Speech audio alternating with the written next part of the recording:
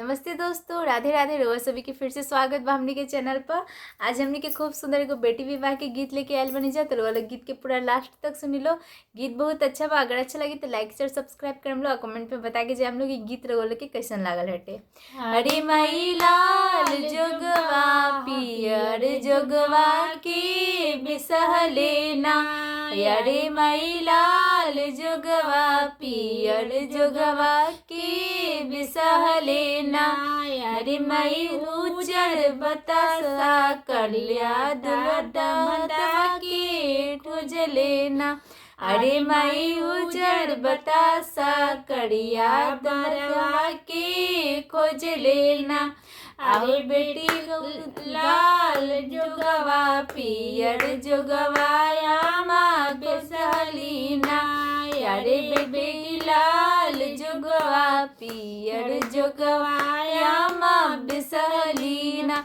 अरे बेटी उजर बतासा करिया बरवा पापा खोज लेना। अरे मई उजर बतासा करिया बरवा पापा खोज लेना। अरे भाई कर अरे भाभी कर अरे माई लाल जोगवा पियर जोगवा के बिसहलेना। अरे माई लाल जोगवा पियर जोगवा के बिसहलेना।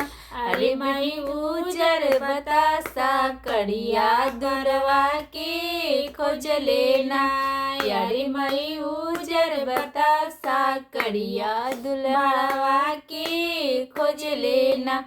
अरे बेटी लाल जोगवा पियर जोगवा भाभी बेसहलीना।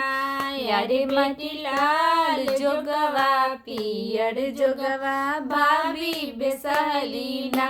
अरे बेटी लाल उजर बतासा करिया बरवा भैया खोज लेना।